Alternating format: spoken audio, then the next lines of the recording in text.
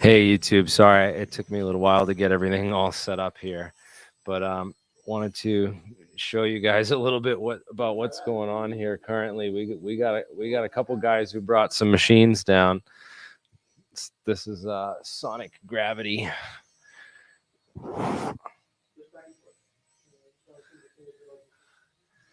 and we're over here running experiments right now live at the lab. I could program it so that they're on separate channels. They just go do the problem. Yeah, you want to go be a camera girl?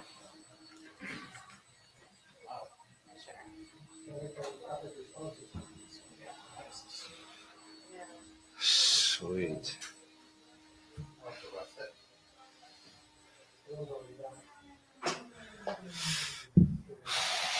We're here at the Falcon Space Lab live, and you guys can see all these experiments right over there that we're doing.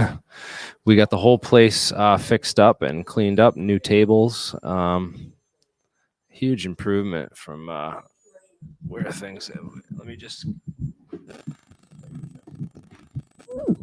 How's everyone doing out there tonight? Yes, we are live. So Saturday, yes, tomorrow is the APEC, and we're going to be doing like a whole bunch of experiments. We got a whole bunch of groups coming down, and everyone's going to be doing experiments here, pretty much all day, all weekend. It's the first, live, in-person meeting of APEC, and everyone's going to be down here, trying to break gravity.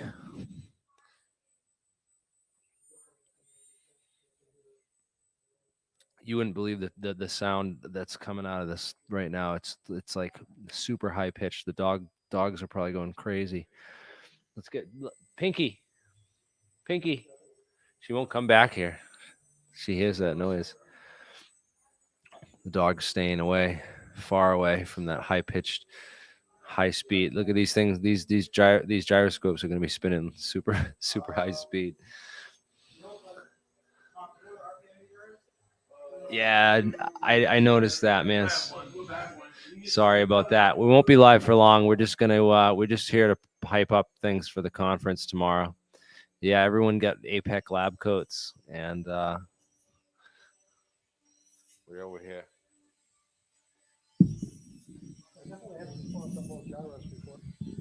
Yeah. Oh wow, it's really powerful.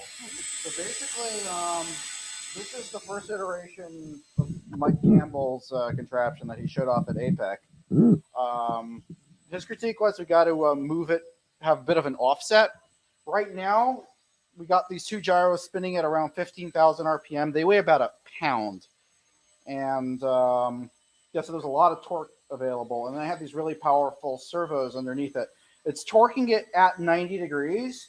And basically what happens is, oh shit, the thing just turned off on me, my controller.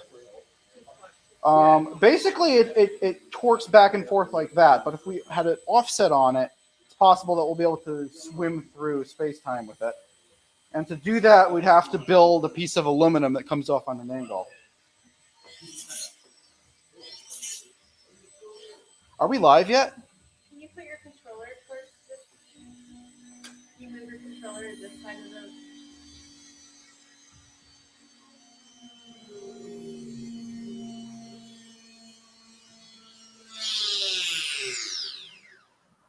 Okay.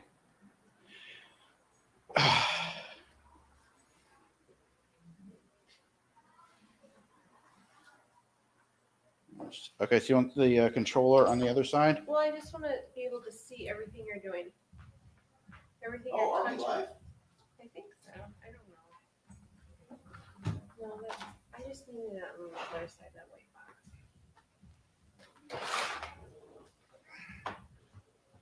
Let's just, I need to see it too. This could be, yeah, this is the right angle.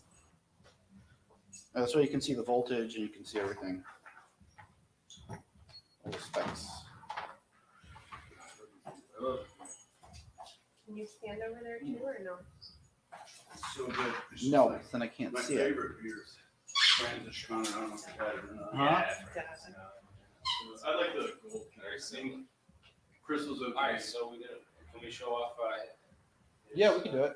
Are we actually live on YouTube? Yeah, we're live on YouTube right Oh, now. I didn't even realize that. Yes, we are. So, So basically, this is the gyro device as in its current iteration. Basically, it's torquing back and forth pretty strongly. It's a really cool effect. Let me show it one more time. it's called conservation of angular momentum. Don't know where it is. Don't know anything about it. All right, we might have some real anti-gravity here, and we got more people coming down tomorrow. This is just a starter party, you know. This is just the pre-party for the real party tomorrow. So, and guys, anyone who's in the New Jersey area that wants to come down, please, you know, RSVP. Wait, is this conservation of angular momentum?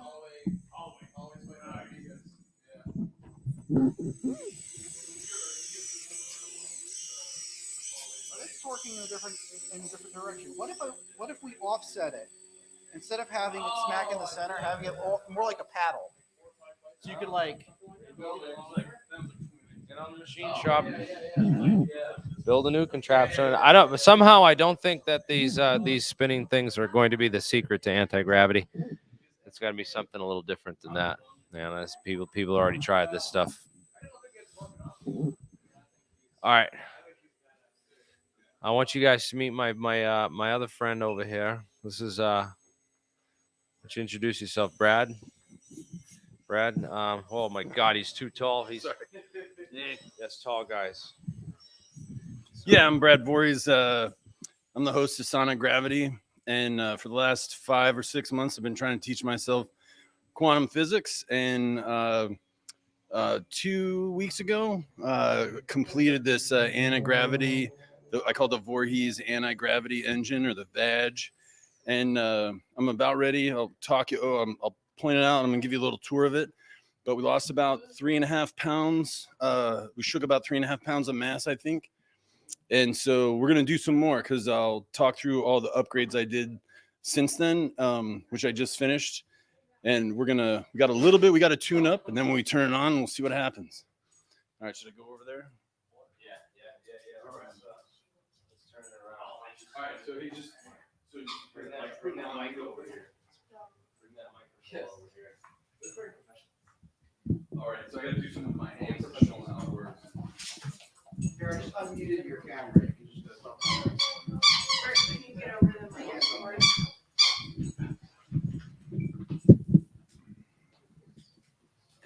I don't know where you want this. Ready? No, Okay, so are we ready? That's not on. this needs. That's Okay. we're gonna record it separately on that. So for the experiment, Do you want this But, turned around? I want this one specifically on the scale. Good. Oh, we can't turn it on yet. Oh yeah. Yeah, I was just gonna give the tour and talk through it, because there's a couple adjustments we have to make before we can get it off the ground. So, but tomorrow we'll do it. But this is like a little teaser of what's in store. All right. Yeah. So this is just a teaser, guys, for what's in store for tomorrow. So I want to show you what we're doing here. Okay, so I guess I can just talk into this one. Talk right into this mic. Okay, super. Okay, so what originally gave me the idea for this was that I was watching PBS Spacetime with Dr. Matt O'Dowd. And what he talked about was how the Higgs field hangs up the left-handed electron. You know, you have different chirality. You have like right-handed electrons, you have left-handed electrons.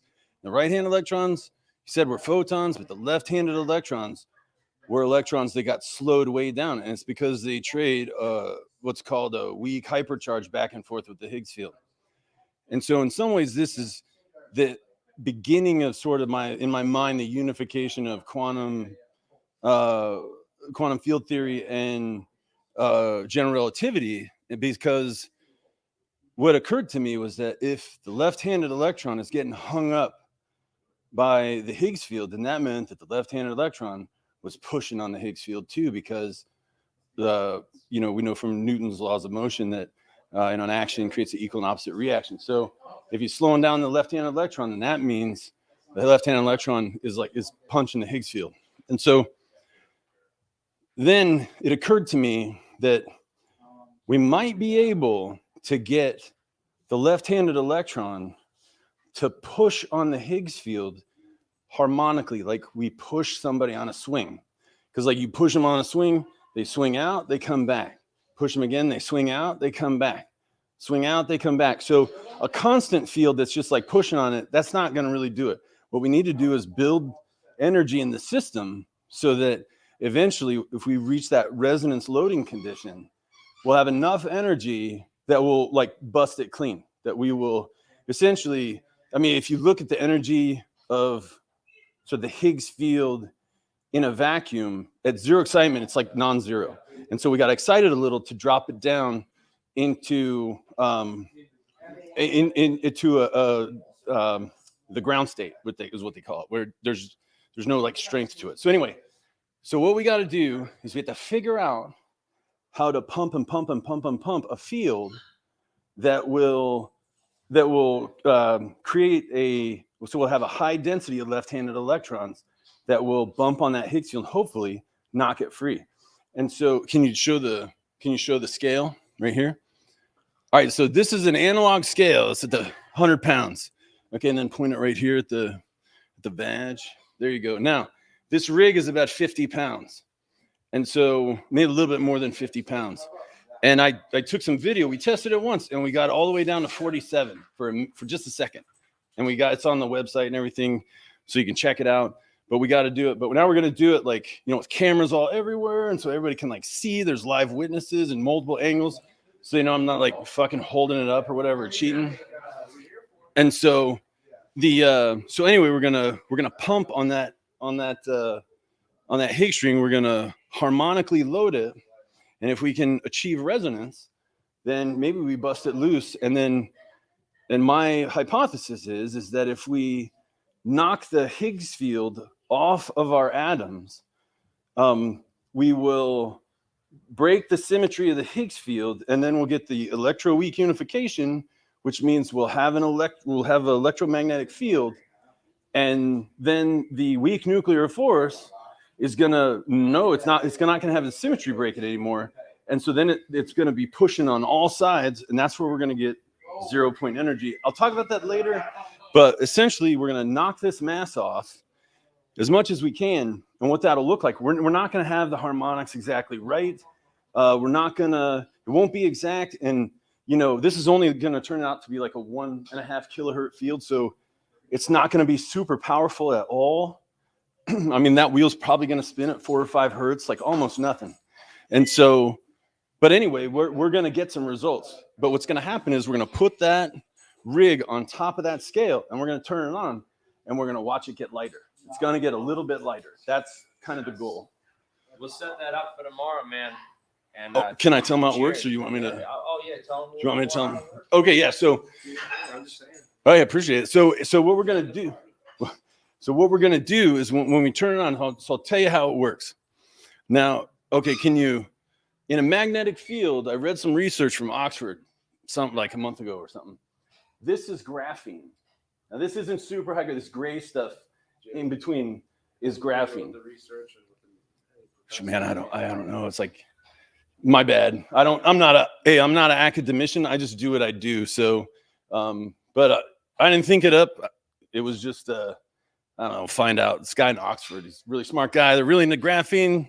They know what they're doing. But one of their conclusions was in a magnetic field, because of the hexagonal structure of the graphene, it's because it's pure carbon, it separates left and right-handed electrons, right? So the reason the graphene is down here is because it's going to give us, hopefully, a rich left-handed electron dense magnetic field. So anyway, so the graphene's down, it's also a conductor. Copper tape? Is it like copper tape and graphene? Yeah, well, the copper tape is just kind of gratuitous. I put it down there because I wanted to make sure that the graphene didn't fly up, because it's kind of an afterthought. But if you can see, there's little 30 gauge wires in there. See, there's little 30 gauge copper wires. And that's where we're going to get our frequency. So how it works is, the first thing is that this is a modified Faraday disc. And a Faraday disc is like a solid disc. And when you crank it between two magnets, it runs between two magnets. If you crank it between two magnets, what it does is it creates a current. It creates a current where this is the cathode. This rim is the cathode, right? It's like a big battery. Here's the cathode, and the edge here is the anode. Because when a conductor passes between here, there's opposing magnets, and those magnets squeeze electrons that way, like toothpaste in a tube. And so you can see there's contacts here. See right here? Yeah. There's a contact here, here, and here that are cathodes that run over here to the positive side of the multimeter. Oh, I'm sorry, the negative side of the multimeter. And then there's also contacts underneath of it, but these edge contacts, these four ones, go to the plus side. And so we'll have a multimeter here, and we'll be able to see that when we crank it, there's a motor. Here's the motor. This motor spins the disc. And so the disc is going to actually, the spinning of the disc is actually going to generate electricity, which we'll monitor here. So these power supplies go into these motor controllers. Yep. Yeah, these coils are all fed by these power supplies. And so this is going to crank and spin it. And when it spins it, this is how it works. So the way we get our pulse, right? The way we get our pulse is, if you can see my hands, when the magnets and the wires are aligned, you have a current. You have a current. And when you have a current that goes, you'll see the current goes from here through the wires back, to the other side. And so, but anytime you have a current, that means automatically you have a magnetic field. And in a Faraday disc, the magnetic field is the disc, and it flows this way. But my disc isn't a Faraday disc because it doesn't have a middle piece right here. So the current is like, the magnetic field is like a tubular field, it's orthogonal to the disc. And it goes up and it comes back around and comes back through the back of the disc. So this is the magnetic field is almost like a tube of magnetism. And is there iron in this scale? Like, do you think that it could be the magnetic fields pushing the scale? I'm trying to figure it. You said you got. He measured 3 pounds of weight loss on this device. Almost, here's the thing: is that it sat on it, right, and it's spinning. So if it was a static property of the iron, then it would be the same at the beginning, the end, whatever. You know what I mean? It wouldn't like build up and then drop weight and what have you. My hypothesis is that in the Higgs field, we were building energy in the Higgs field to the point where we bumped off some of the mass for just a second, and then it kind of came back. That's my hypothesis. But one of the things that I've done by putting this graphene down, you see, before all I had was just the ribs. You can't really see because they're underneath, but all I had were the little spokes. Yeah. And the trouble with that is I realized that it's like, here, let me show you. So when we're creating this magnetic current, you can see my hands right here. Well, it's better like that. So you can see my hands right here, right? So when the wires match up with the magnets, there's current, and then you have like a pulse of the magnetic field. But as it spins, when it goes there, and the wires are outside the magnet, the field shuts off. And then when you go here, it's back on. Here, it shuts off. Here, it's back on. So that's how we get that harmonic pulse. Because when we have that current, we know we have a field. And since we're pushing this field through this graphene, we know we're going to have the highest density of left-handed electrons probably that we can get. And so that's what we want. But the second order super benefit of this is that by putting the graphene down, which is a conductor, it's going to give me a constant hum of electromagnetism where I didn't have that before, because all I had before were the fibers. And so what happened was I only got 3 pounds because when the fibers are like this and they go like this, it just lets everything go, right? And so it's kind of like, it's just like, then everybody's kind of doing their own thing. And then it's like mom, dad's looking. And so then like, we're all doing what we're supposed to do. And then it's like, yeah, part, you know what I mean? So, but I don't have that now. Now that I have the graphene down, I'm going to have what's called a polarization effect, where the magnetism is going to be constantly there. So in some ways, it's like if we go back to the swing set analogy where we push, we wait, we come back, we push, we wait, we come back. Now that we have the graphene down and we kind of have this kind of background static polarization, it's kind of like we have all the kids on the swing sets facing the same way.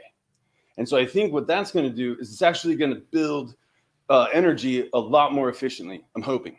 So anyway, so that's in a nutshell, that's how it works. And we're going to fix the contacts and we're going to lube it up with all kinds of WD-40. Right now, here, can you bring it down right here? The one thing we got to tune up right now is if you look down here, you'll see that my spinner disc in the middle is resting pretty heavily on the bottom frame. And that's a problem because I need to get enough, I need to get enough spin to overcome that friction. And so the way we did it, we had a failure to launch at first.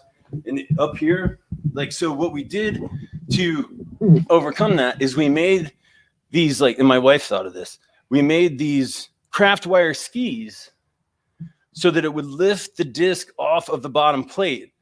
And so we would have less contact and so it would spin easier.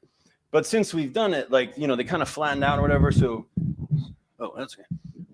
So in order to fix this, I got to kind of bend my skis to lower the friction so we can get a good spin and see if we can do better than 3.5 pounds.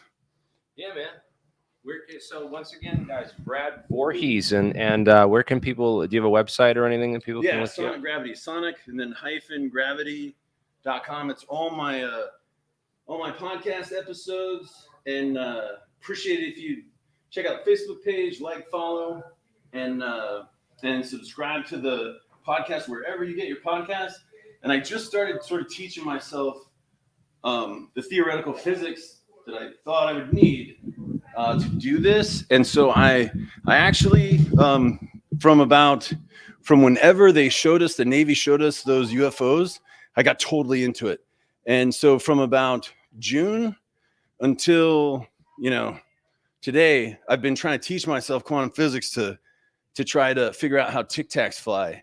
And so if you listen to those, it's sort of like, I didn't quite have very much in the beginning. It was pretty rough. But then as I went along and I learned more, it was kind of a journey of self-discovery. And so if you check them out, definitely let me know. Leave a comment or something like that. Really appreciate it. Thanks for listening. Thanks, guys. Hey, we're gonna have more of Brad here tomorrow, guys. So I'm sure Brad, you're gonna learn a lot about quantum physics and stuff this weekend. There's lots going on, lots of cool people gonna be here. This is gonna be exciting. We're gonna get to the bottom of your machine, and if there's something going on there, we'll figure out what it is and how to increase that effect and amplify it. Guys, thank you all for watching. I just want to do a quick stream. We got to get to the party. There's a whole bunch of great conversations going on, and we're about to start it up in here and let loose. I worked all day today. I'm exhausted. So is Mark. So I'm gonna go. Everyone have a good night. Get a good night rest, and we'll see you all tomorrow. Thank you.